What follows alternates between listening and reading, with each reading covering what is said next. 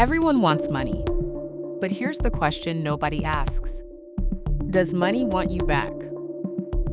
Niccolo Machiavelli never wrote about money directly, but everything he wrote about power applies to wealth with frightening precision. His central argument was this: power doesn't care what it means to you. It only responds to those who understand what it needs.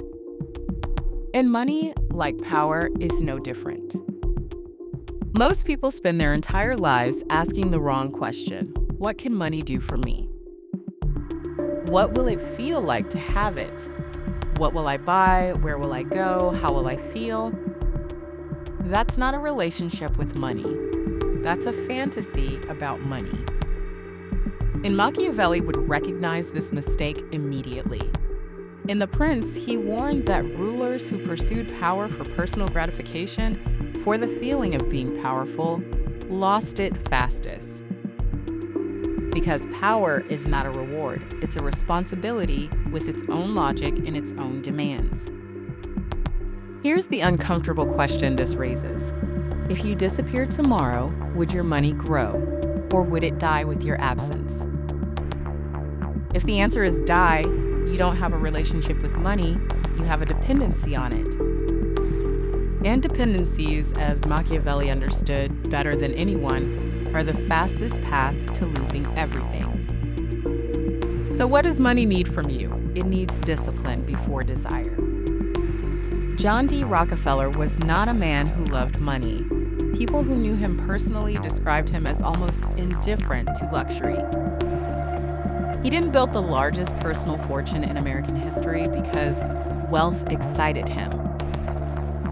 He built it because he understood that money multiplies only under specific conditions: reinvestment, patience, and systematic thinking. He kept ledgers of every cent from age 16. Not because he was obsessed with money, but because he understood that money responds to structure the way power responds to strategy. Rockefeller didn't ask what money could do for him. He asked what he needed to become for money to trust him with more of it. It needs positioning over chasing. Aristotle Onassis started with almost nothing. A Greek refugee in Argentina with $60 and a burning understanding of one thing: money flows where it is needed most.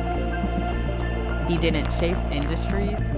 He identified where global commerce had a structural gap, shipping, and placed himself at the center of it. He understood that money doesn't reward the hardest worker. It rewards the person standing in the right place at the right time with the right capability. Onassis once said, and this is pure Machiavelli, "It is during our darkest moments that we must focus to see the light." He wasn't being poetic. He was describing positioning under pressure as a survival strategy. And it needs you to separate emotion from decision. Jay-Z built a business empire worth over $1 billion, not by being the best rapper, but by treating every financial decision as a board meeting, not a feeling. He famously said, "I'm not a businessman, I'm a businessman." That single reframe is Machiavellian in its precision. The moment you become the business, not the owner of one, money starts responding to you differently. So here is your honest diagnostic. 3 questions Machiavelli would ask you about your relationship with money. Question 1. When money comes in, does it immediately serve a system or does it serve a feeling? If your first instinct is to spend, reward, or relax when money arrives, money reads that as weakness.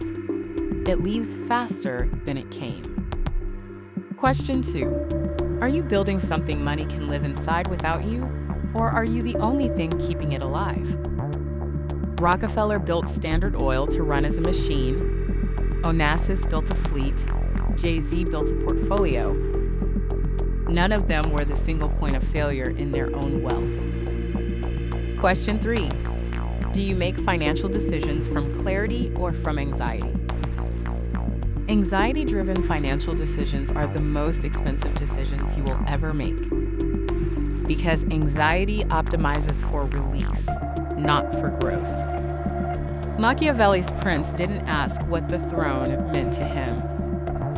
He asked what the throne demanded of him, and he became that. The most financially successful people in history didn't love money more than you do. They understood it better.